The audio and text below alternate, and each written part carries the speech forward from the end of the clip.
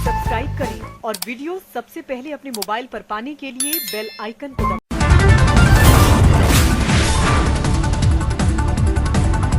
नमस्कार, मैं हूं अनिल वर्मा शेखर। रात के 10 बजे है और ये समय है बिग बुलेटिन का।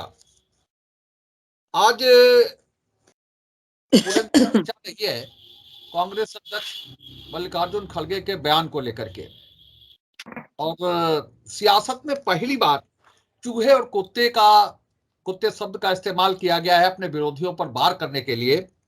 और ये जो सियासत का नया ट्रेंड है उसको लेकर के पूरे दिन गहमा गहमी रही है, पूरे देश में चर्चा रही है कि ये जो बयान दिए जा रहे हैं ये स्लिप ऑफ टंग है या जानबूझ करके इस तरह के बयान दिए जा रहे हैं।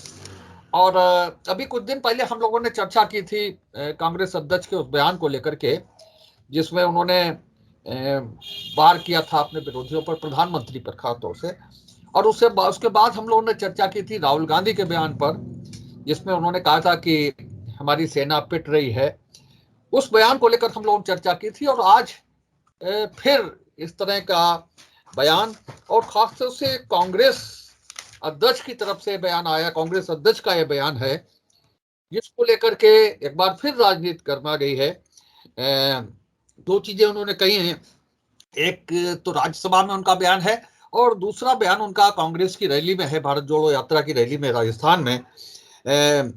वो उन्होंने जिस तरह से कहा है उसको लेकर के यही सवाल उठ रहा है कि ये स्लिप ऑफ टंग है, जबान फिसली है, या जानबूझ करके इस तरह की बातें कही जा रही हैं। और खड़गे ने राज्यसभा में कहा कि हमारी पार्टी के नेताओं ने जान दी है आजादी के लिए, तुमने क्या किया? आपके घर में देश के लिए कोई कुत्ता भी मरा है क्या? ये बयान है राज्यसभा का। और जो भी चीन की सीमा पर हो रहा है उसको लेकर के खड़गे ने कहा है कि ये बाहर तो शेर जैसी बात करते हैं लेकिन उनका जो चलना है वो चूहे के जैसा है। ये दोनों बयान हैं, चूहे और कुत्ते को लेकर के शब्द इस्तेमाल किए हैं कांग्रेस अध्यक्ष ने। हालांकि 2017 में भी खड़गे ने ये कुत्ते वाला बयान दिया था, और उस समय प्रधानमंत्री ने भी वार किया था, पलटवार किया था, और उन्होंने कहा था कि उस समय हम थे या नहीं थे, हमारे कुत्ते भी थे या नहीं थे, औरों के कुत्ते हो सकते हैं, हम कुत्तों वाली परंपरा में पले बड़े नहीं हैं। ये बड़ा ये सदन में प्रधानमंत्री ने वार किया था, लोकसभा की बात है 2017 में, जब खड़गे ने पहले भी एक कुत्ते वाला बयान दिया था कि हमारी पार्टी के नेताओं ने जान दी है, तुमने क्या किया? आपके घर में देश के लिए कोई कुत्ता भी मरा है क्या? ये माफी मांगने वाले लोग हैं। ये अब भारतीय जनता पार्टी की तरफ से कहा जा रहा है कि ये जो इस तरह के बयान देने वाले लोग हैं, इनकी ये संस्कृति है कि इस तरह के बयान वो दें और देते रहें। और जिस तरह से अपमान किया जा रहा है देश के प्रधानमंत्री का, उसको लेकर के अब कांग्रेस को माफी मांगनी चाहिए। ये बात जोर शोर से उठाई जा रही है कि कांग्रेस को अब माफी मांगनी चाहिए। तो इसी बयान पर, इसी संदर्भ को लेकर के, इसी विषय पर आज हम लोग चर्चा करेंगे बिग बुलेटिन में कि क्या कांग्रेस अध्यक्ष की जबान फिसली है या जानबूझ करके विरोधियों पर वार करने के लिए ये छुआछाप सियासत की जा रही है, जिसकी शुरुआत कांग्रेस अध्यक्ष ने की है। तो इसी पर आज हम चर्चा करेंगे। आज बड़ा पैनल हमारे साथ जुड़ा है। परिचय करा दें आप सबका। कांग्रेस से विवेक नारायण मिश्रा जी हैं और वरुण त्रिपाठी जी, भारतीय जनता पार्टी से श्वेता दुबे जी हैं, विकास पांडे हैं, और अभिषेक बाथम है भारतीय जनता पार्टी जिला मंत्री। सुभाषपा से सुशील कश्यप जी हैं, ये सुभाषपा का पक्ष रखेंगे।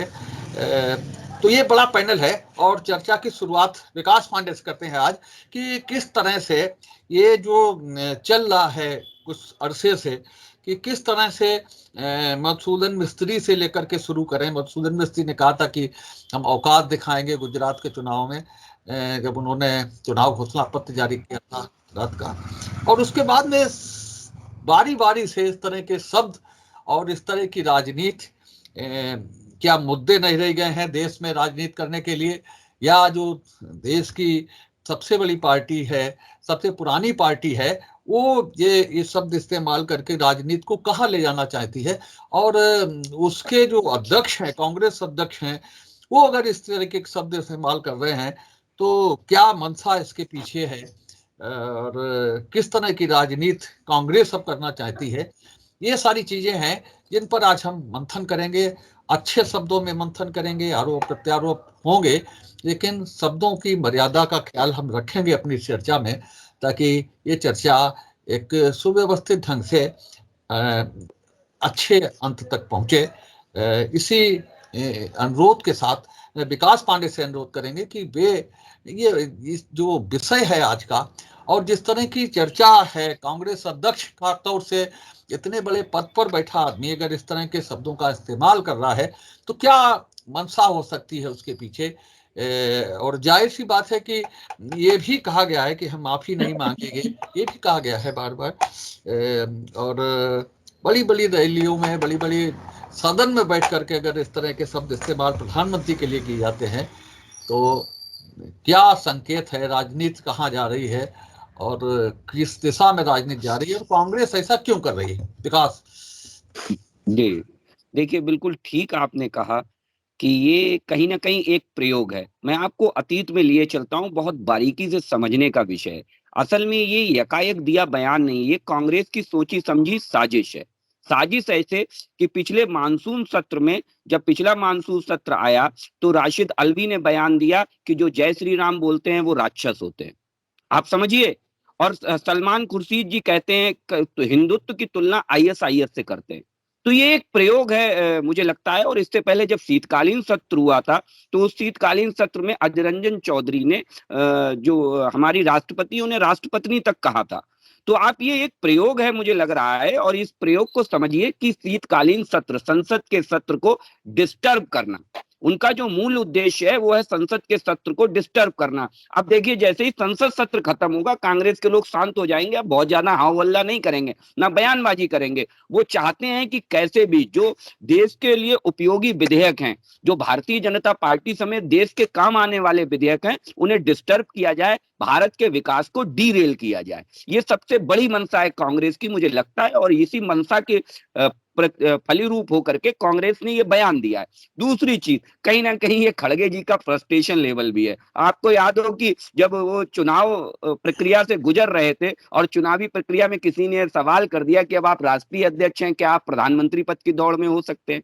तो उस आदमी का फ्रस्ट्रेशन लेवल देखिए, जो एक पार्टी के राष्ट्रीय अध्यक्ष पद की दौड़ में होता है और वो ये कहता है कि जो है, पहले हम बकरीद में बचेंगे तो मुहर्रम में नाचेंगे।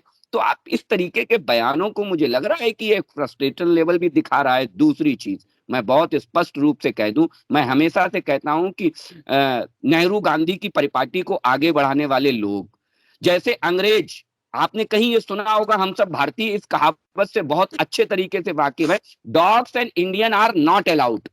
ये एक शब्द हुआ करता था जब हमारा देश गुलाम होता था। तो अंग्रेजों को बड़ी नफरत थी, किससे? भारतीयों से और कुत्तों से, है ना? और वही नफरत कहीं ना कहीं कांग्रेस आज जाहिर कर रही है। उन्हें भी कुत्तों से कितनी नफरत है, ये दिखाती है कि कांग्रेस को आम भारतीय से और कुत्तों से बेहद नफरत है। क्योंकि मुझे लग रहा है कि कांग्रेस और अंग्रेजियत एक सिक्के के दो पहलू हैं। दूसरी चीज, माफी मांगने के जो सवाल की बात की, 7 दिन भाभा की जेल में रहने के बाद जब नेहरू जी ने माफी मांगी, और उस माफी मांगने को इतिहास में जगह इसलिए नहीं मिली क्योंकि इतिहास लिखने वाले उन्हीं के पार्टी के लोग थे, उन्हीं के बनाए हुए लोग थे, तो उसे इतिहास में कहीं जगह नहीं मिली। उन्होंने जम के इतिहास में छापा कि जिस स्ट्रेटेजिकल बिंदु पर सावरकर ने माफी मांगी तो उसे जम के इतिहास में जगह मिली। लेकिन 7 दिन जेल काटने से बिलबिलाए नेहरू जी की आपने माफीनामे को कहीं जगह नहीं दी, क्योंकि उसे इतिहास में लिखने के लिए वो इतिहासकार चाहिए थे, और वो इतिहासकार कौन लिखने वाले लोग थे ये हम सब जानते हैं।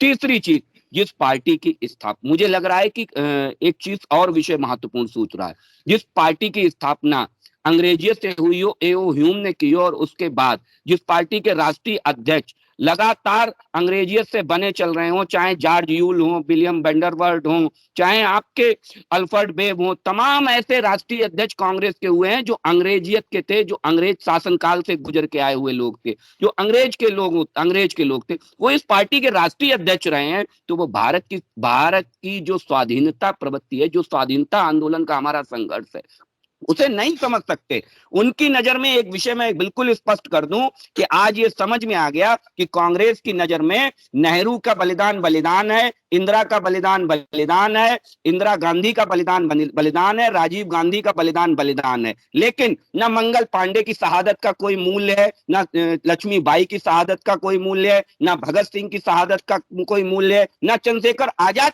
की शहादत का मूल्य है। बड़े शर्म का विषय है कि जब कांग्रेस के लोग ऐसे कंडम करते हैं, ये स्वयं गांधी जी ने कहा था, आप समझिए कि इस कांग्रेस को आप खत्म कर दीजिए। वो शायद आज बिल्कुल प्रमाणित हो गया है कि इसीलिए गांधी जी ने कहा था। उनका विजन समझिए, वो जानते थे कि कांग्रेस के लोग जो जिस आजादी में सबका योगदान था, उस कांग्रेस में सबका योगदान था, एक दिन कांग्रेस के जो कुछ चंद लोग जो केवल ये प्रिटेम्प्ट करेंगे कि आजादी केवल कांग्रेस के लोगों ने दिलाई। और आज सत्ता लोलुपता में कांग्रेस के लोग इतने अंधे हो गए कि ना उन्हें मंगल पांडे दिखाई देते हैं, ना लक्ष्मीबाई दिखाई देती हैं। वो केवल परिवारवाद की परिपाटी में घिरे हुए लोग उसी तरफ देखते हैं कि एक परिवार ने सब कुछ दिलाया है। वरुण त्रिपाठी जी भाई साहब, देखिए बड़ा लंबा प्रवचन हमारे भाजपा के पैनलिस्ट ने दिया।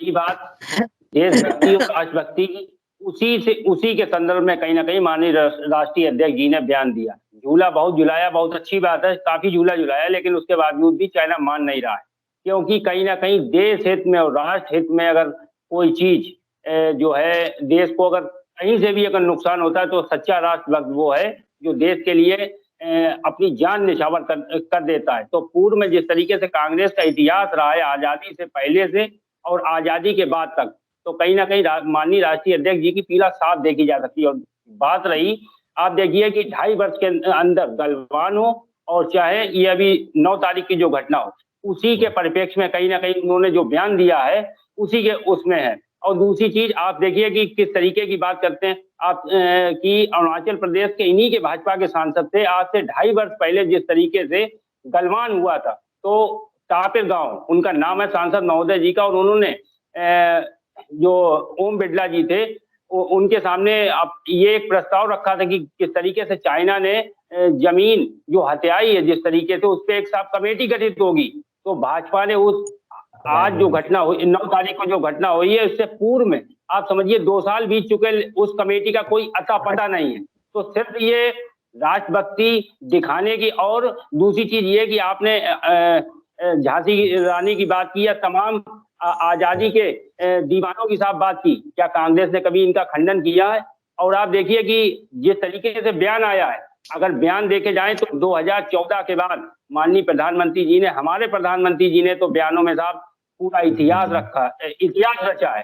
तो राष्ट्रीय अध्यक्ष जी ने कहीं ना कहीं उसी संदर्भ में बयान दिया है, क्योंकि देश को नुकसान हो रहा है। अगर विपक्ष के नाते अगर देश को सत्ताधारियों को अगर चेता रहे हैं, उससे भी अगर आपको पीड़ा है, तो आप देखिए 9 तारीख की घटना को बिल्कुल छुपाया गया। संसद चल रही थी, क्या संसद में विपक्ष की जितनी पार्टियां थी, क्या उन्हें जानकारी नहीं दी जा सकती थी? मीडिया के माध्यम से ये जानकारियां आई, और आप किस तरीके की बात इस डिबेट में साफ कर रहे हैं। तो कहीं ना कहीं पूरी तरीके से जो विपक्ष अगर पूर्व में भी जिस तरीके से अपने देश के प्रति जिस तरीके से लगाव को जो जनता तक पहुंचाना चाहता है, आप उसे साफ गुमराह करते हैं कहीं ना कहीं पूरी तरीके से। और जो माफी वीर की बात कही, बिल्कुल सही कहा उन्होंने, माफी मांगने वाले जो देश के प्रति जो साहब कुर्बान हुए थे साहब, उनसे साहब माफी मांगने के लिए कह रहे हैं। उस समय तो साहब आपने माफी मांगी। और बात रही सावरकर जी की, जिस जेल के अंदर सावरकर जी थे, उसमें साहब कितने स्वतंत्रता संग्राम सेनानी थे, क्या किसी ने माफी मांगी थी?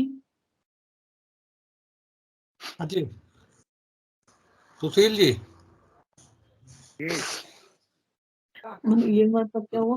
तो आज बहुत बढ़िया है, क्योंकि चीन और भारत के ऊपर प्रेशर रखा गया, और अपने साथी ने अभी तक नहीं कहा कि ऊपर बोले नहीं। देखिए, सबसे पहले तो भी अभी थोड़े दिन पहले गलवान घाटी में एक हमला हुआ था, उससे भी कोई विचार विमर्श नहीं किया गया। दूसरा बदला ये कि थोड़े दिन पहले 9 तारीख को हुआ है कि उसमें सेना के ऊपर के चाहे कांग्रेस हो और चाहे भारतीय जनता पार्टी के मेंबर सदस्य लोग हों, इन्होंने दोनों पार्टियों ने हमारी भारतीय सेना के ऊपर जो टिप्पणियां की हैं वो बिल्कुल निंदनीय। हम तो हमारा तो मानना है कि हम राष्ट्रीय अध्यक्ष जी माननीय ओमकार राजभर जी सर, उन्होंने अभी तक कोई बयान ऐसा सेना के ऊपर नहीं दिया है जो आपत्तिजनक हो। उन्होंने तो चीन ने जमीन हड़प ली है, एक कमेटी गठित करना चाहिए, कमेटी बैठाना चाहिए, हमारे भारतीय जनता पार्टी को सोचना चाहिए, हमारी माननीय सोचना चाहिए कमेटी गठित। दूसरी चीज भाई साहब मैं बता दूं कि कम से कम 2 बार चीन ने भारतीय सेना के ऊपर हमला किया, अभी तक उसका कोई जवाब नहीं दिया। सिर्फ क्या बोला है कि लाठी डंडों से नहीं भाई, लाठी डंडों से होता है। हम युद्ध नहीं करवाना चाहते, उससे एक बार एक कमेटी को गठित कीजिए। कमेटी को गठित करने के बाद आप दोनों देशों की एक वार्तालाप कीजिए। ऐसा बार बार हमारी सरकार हमारी धरती को क्यों दबाया जा रहा है? हम युद्ध के विपक्ष में खड़े हैं। हम नहीं चाहते कि हमारी सेना हम किसी विदेश से युद्ध करे या युद्ध में हमारी सेना असाहस हो भाई साहब। और दूसरा ये है कि फर्रुखाबाद में जो विषय पे बोलो सुशील जी।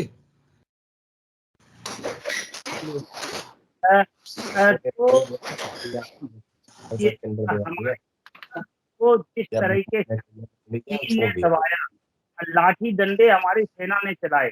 अब देखिए, अब बयान की बात कर लीजिए, खड़गे जी ने बयान दिया। भाई अब भारतीय जनता पार्टी के लोग भी तो बयान दे रहे हैं। अरे भाई समझाइए उनको कि आप बयानबाजी क्यों कर रहे हो। भारतीय जनता पार्टी की सरकार है, उसमें आप सरकार में रहते हुए भी समझाने का प्रयास कीजिए। माननीय ओमकार राजभर जी कहते हैं कि सरकार अगर बने तो जनता को खुश कीजिए। आप अगर अपने आप को खुश हुए तो कोई फायदा नहीं, जनता खुश होगी तो आप जो कहते हैं वही मानना चाहिए। श्वेता जी। अनेक देशभक्तों की कुर्बानियों और बलिदानों को जो जाने अनजाने देशभक्त रहे पूरे देश के, उसको केवल एक परिवार को समर्पित नहीं किया जा सकता है। और मैं अपने पूर्ववर्ती कांग्रेसी प्रवक्ता से पूछना चाहती हूँ, क्या आगा खां महल की नजरबंदी और सेलुलर जेल की तुलना हो सकती है? आप बताइए, जो वहां सुख सुविधाएं मौजूद थी, वहां एक इतनी सी जगह उनको मिली थी कि जिसमें सावरकर जी हिल भी नहीं सकते थे। उसकी तुलना करेंगे आप?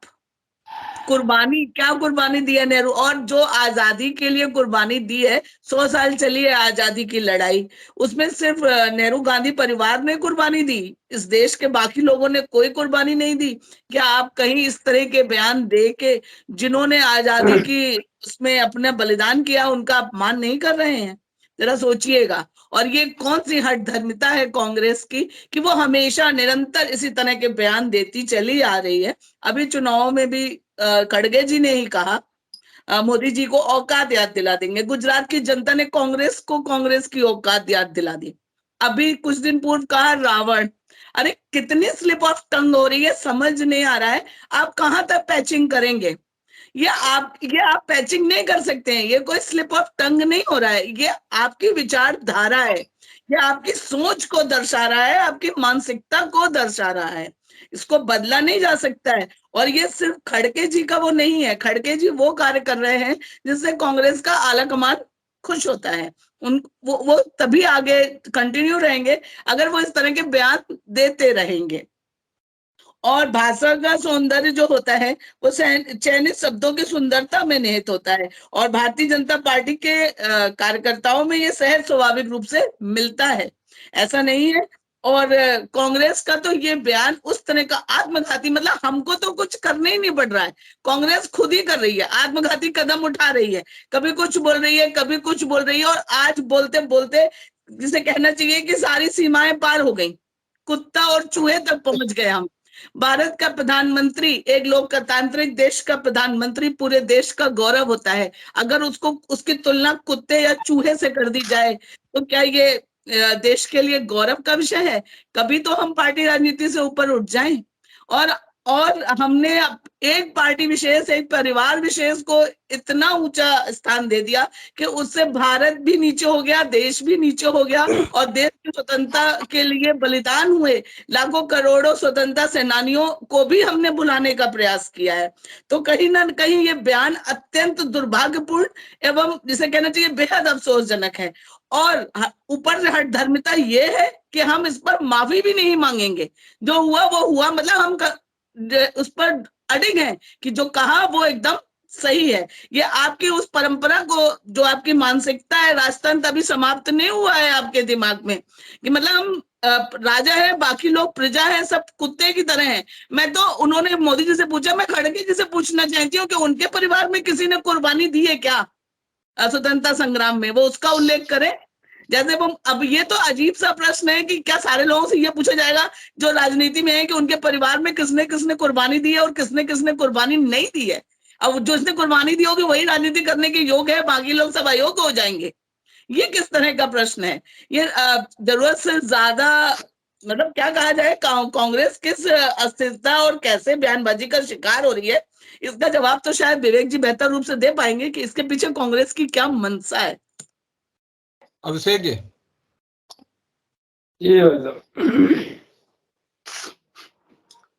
बड़ा बढ़िया आज का जो है इसे आपने रखा है, इसके लिए आपको बहुत बहुत धन्यवाद। ये जो कांग्रेस के राष्ट्रीय अध्यक्ष के द्वारा जो बयान दिया गया, कुत्ते और चूहे, ये कांग्रेस की राजमाता को कैसे खुश किया जाए इसकी चिंता कांग्रेस के राष्ट्रीय अध्यक्ष कर रहे हैं।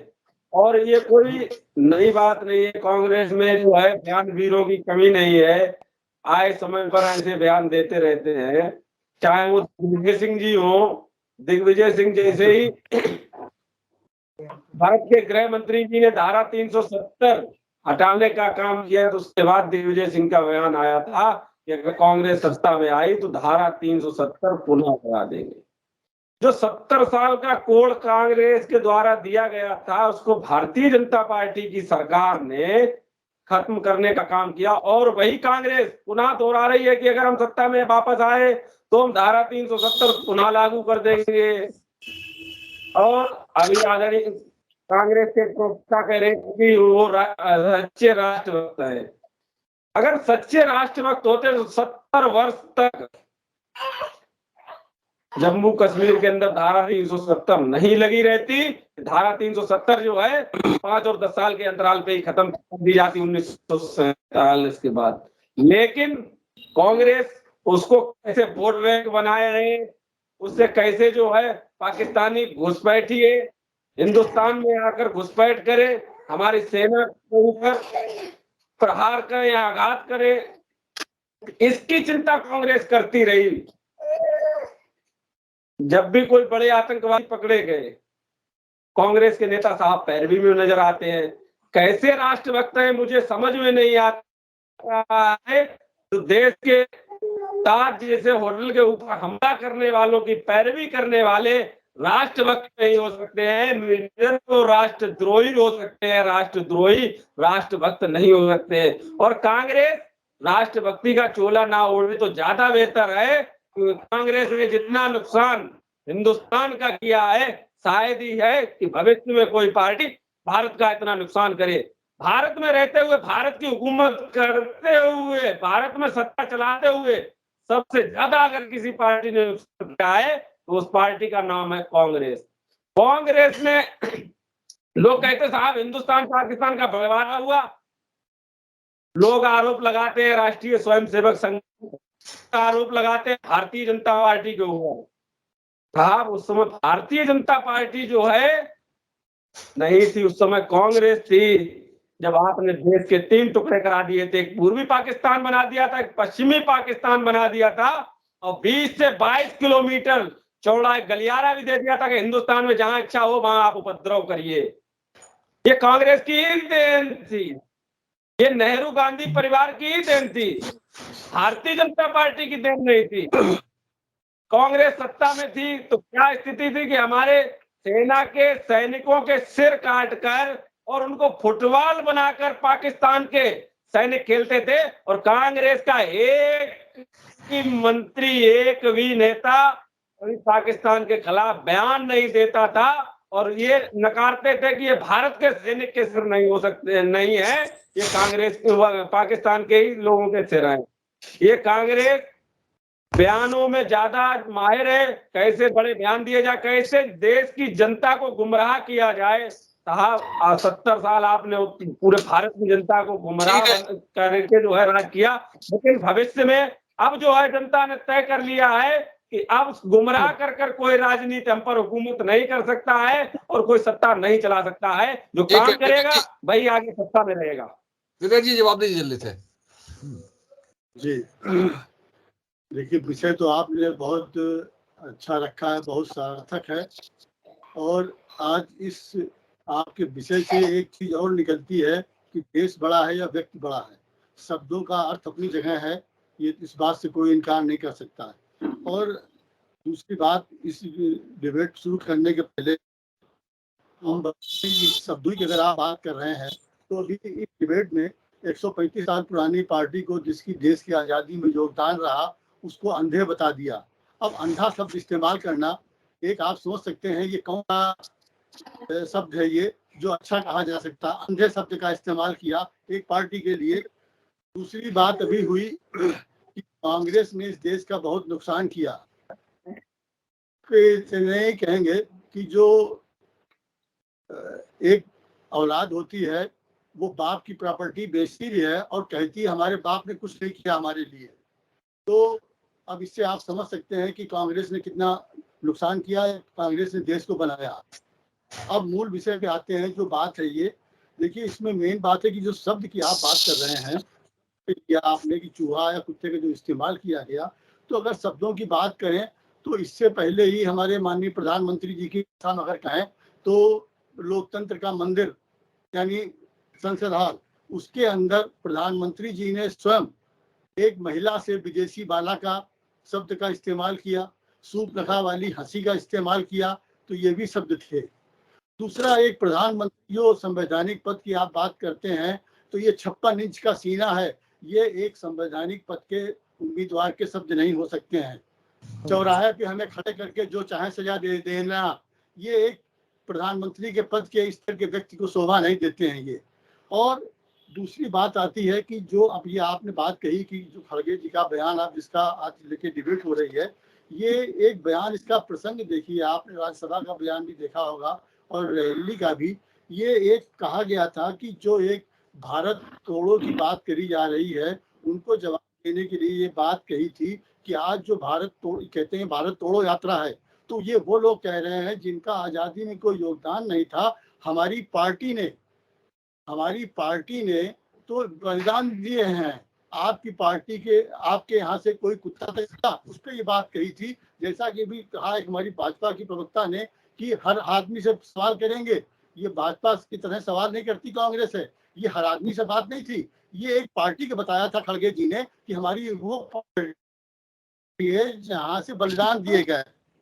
दूसरी बात आप कही गई जो उन्होंने कहा कि चूहा वाली बात, तो चूहा वाली बात भी अगर आप देखें वर्मा जी, तो एक तरीके से जो जिस तरह ये बात भी अपनी जगह पे सही है, इसलिए सही है। एक प्रसंग बस ये भी कि आज चीन के जिस तरह चीन हमारे सीमा पे लगातार प्रहार कर रहा है और जिस तरीके से हमारे माननीय प्रधानमंत्री जी कभी रक्षा मंत्री की आड़ ले लेते हैं, कभी विदेश मंत्री की आड़ लेके छुप जाते हैं, संसद में बयान कोई नहीं दे रहे हैं। और दूसरी बात यह है, आज देखिए अभी हमारे वर्मा जी देखिए, अभी यूक्रेन और रूस की लड़ाई हुई, यूक्रेन और रूस के जो प्रधानमंत्री थे वो बराबर बयान दे रहे थे अपनी देश की जनता को, बता रहे थे हम क्या कर रहे हैं। अभी बात है यूक्रेन और रूस की, और हमारे प्रधानमंत्री जी चीन को लेके, वो चीन शब्द से इतना पता नहीं वहां से क्या हो रहा है, क्या चीज ऐसी है, वो भी हम बताएंगे। वो भी अगर वर्मा जी आप लागू करें तो हम बताएं कि ये किस कारण से नाम नहीं लिया जा रहा है। और अगर आप कहें तो हम एक ही उसका उदाहरण देते हैं आपको, ये कि जो प्रधानमंत्री जी ने 59 ऐप चीन के बंद करे थे, उसमें से एक जो ऐप था वो था यूसी मोबाइल। यूसी के मोबाइल हो तो जाना दीजिए, गाँव में पहला चक्र हो तो जाने दीजिए, तो बोल नंबर मिलेगा आपको। हाँ, बहस गलत दिशा में जा रही है भाई। अच्छा, गलत दिशा में जा रही, तो इसलिए आप देखिए ये हम तय आपको करेंगे ना। इसमें ये बोलने दीजिए पहले कि राउंड ये में। देश बड़ा है, देश 135 करोड़ जनता से गलत वायदा करना ज्यादा बड़ा है या ये शब्द ज्यादा बड़ा है? आप 135 करोड़ जनता वादा कर रहे हैं, 100 दिन में काला धन लाएंगे वापिस, करेंगे, 50 दिन में नोटबंदी की बात करेंगे, तो ये बात है क्या व्यक्ति बड़ा है? आप 135 करोड़ जनता से गलत बयानी कर रहे हैं, तो वो चीज बड़ी है या ये एक व्यक्ति के लिए कहना पड़ा? दूसरा, आप देखिए कि इस प्रसंग को खड़गे जी ने इसलिए और कहा कि आज जो देश में स्थिति है, चीन की बात चल रही है जिसको लेके चूहा कहा गया, आज के लिए आप ये में एक 26 साल के युवा सांसद ने, जिनका नाम हमारे भाजपा के लोग बड़े श्रद्धा से लेते हैं, पूरा देश लेता है, अटल बिहारी वाजपेयी जी, उन्होंने सिर्फ नेहरू जी से कहा था कि इस पर बहस होनी चाहिए। नेहरू जी ने तत्काल उसको स्वीकार कर लिया था, 26 साल की उम्र के युवा सांसद की बात, और नेहरू जी ने स्वीकार कर लिया, उस पर बहस हुई और उस पे एक निर्दलीय सांसद ने ये राय दी कि चूंकि ये ऐसा सेंसिटिव विषय है तो इसको मीडिया में आना चाहिए। नेहरू जी ने कहा नहीं, ये मीडिया में जाएगा, इसकी सार्वजनिक होगा ये, और 165 सांसदों ने उसमें बहस लिया, भाग लिया, चीन पे हुई। तो आज सन 62 की लड़ाई का, और आज प्रधानमंत्री संसद से क्यों मुंह चुरा रहे हैं? बाहर वो कहते हैं शेर बन के कि चर्चा इस पे होनी चाहिए, और जब संसद में मौका आता है तो वो कभी प्रधानमंत्री की आड़ लेते हैं, विदेश मंत्री की आड़ लेते हैं। विवेक जी, टाइम हो गया। जी कोई भी जी बस मुझे मैं बताता हूं असल में बड़ा कौन है। बड़ा है 1.35 करोड़ रुपए का वो चंदा जिसकी कर्ज अदायगी राहुल गांधी प्रेस कॉन्फ्रेंस करके कर रहे थे।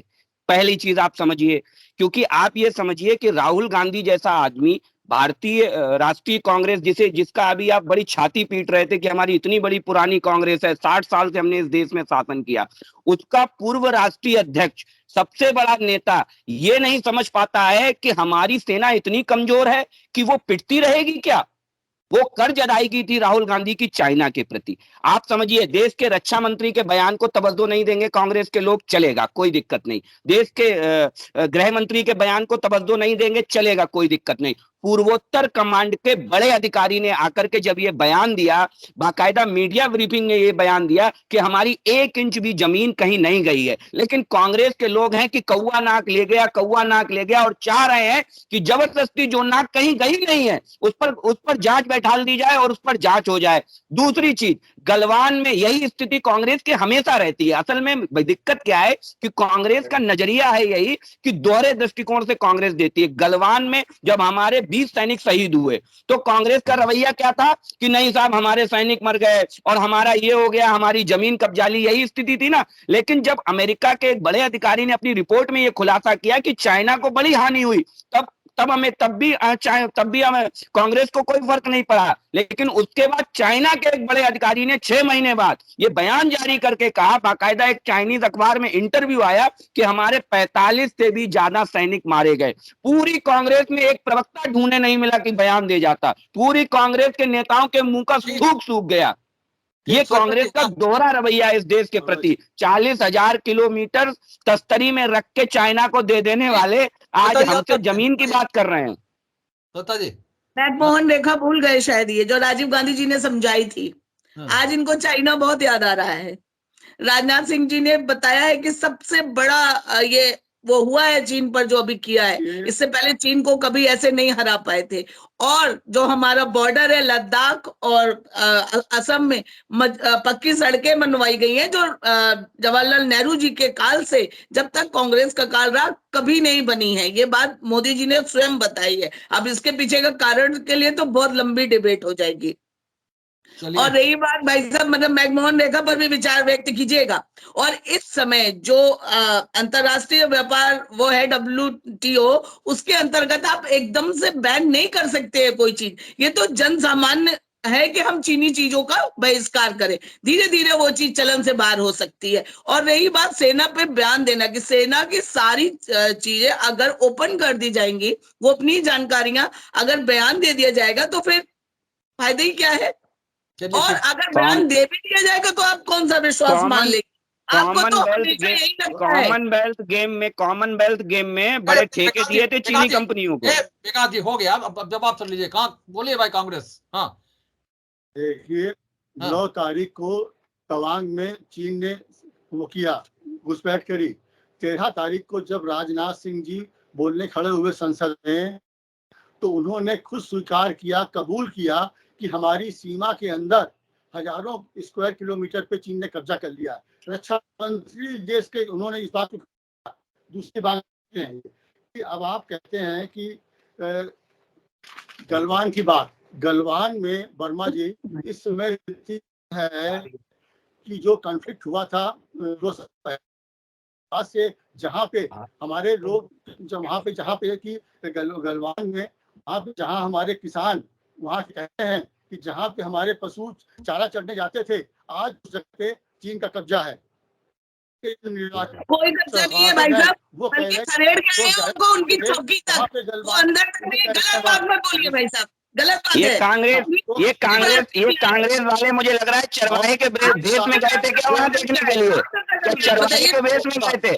दुनिया भर के न्यूज चैनल जा रहे हैं, दुनिया भर के न्यूज चैनल जा रहे हैं, वहां देख करके आ रहे हैं। ये दिक्कत है कांग्रेस को। असल में कांग्रेस के अंदर गुलामी परस्त मानसिकता इस हद तक गिर कर गई है कि ना इन्हें सेना का भरोसा रहा, ना इन्हें देश के प्रधानमंत्री का, देश के रक्षा मंत्री का भरोसा रहा। कांग्रेस को किसी का भरोसा नहीं है, किसी का भरोसा नहीं रहा।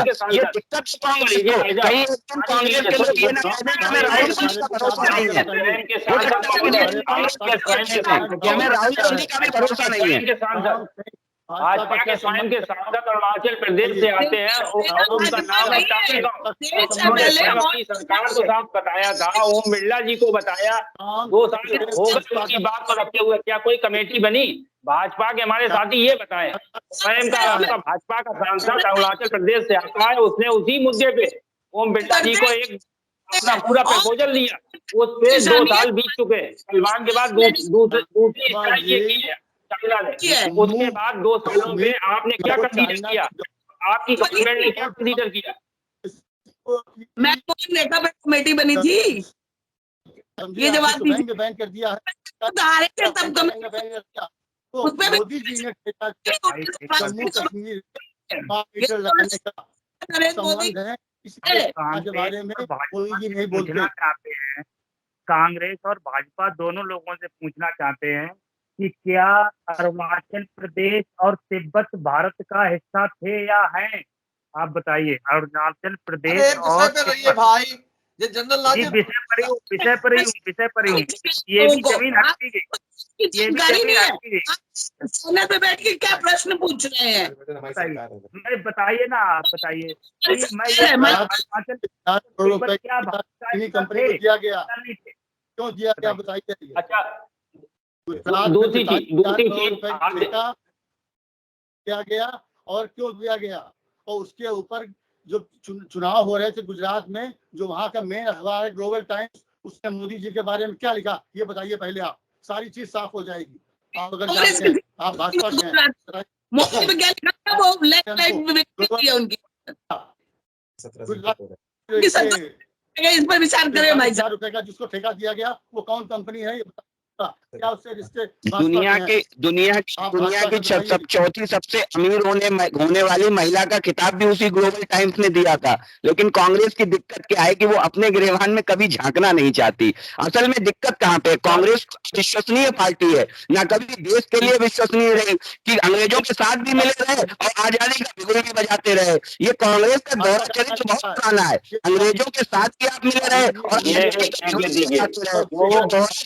कांग्रेस का जो माफी मांगते रहे ना देश वो के माफी सैनिक मांगते पे रहे, वो भरोसा आज है, बैठ ना बड़ी बड़ी देश बातें की कर रहे हैं सरकार पे भरोसा है, आज इन्हें भरोसा पूरे देश को इन्हें गुमराह चाइना कर रही पे है भरोसा है जी साहब, आज इन्हें पूरे भरोसा देश है को कि भाजपा चाइना गुमराह के कर सैनिक रही है। आप है जिस कि वो तरीके से हमारे साथ मामले घुसा लेके है, आते हैं वो कहीं ना कहीं पूरी उसके आगे तरीके खड़े से हैं। हिंदुस्तान की जनता को गुमराह करने वाले होते हैं। क्या हो गया आप है? देखिए इनकी समझ आपने इनके पार्टी के लोग लिए नहीं आरोप लोग लगाया, वालों के आप इन्हें देखिए समझ कि में नहीं आ रहा है, ये बोलते क्या है, कहते क्या है। कोई पार्टी है जिसने पाकिस्तान से निकाल के बांग्लादेश पैदा किया था मान्यवर, पाकिस्तान से निकाल के बांग्लादेश पैदा किया था। जब इसी आप कांग्रेस ने सोचिए, अमेरिका के आप सोचिए, प्रस्ताव को ठुकरा दिया था केवल चाइना प्रेम में इसी कांग्रेस ने उस प्रस्ताव को ठुकरा दिया था।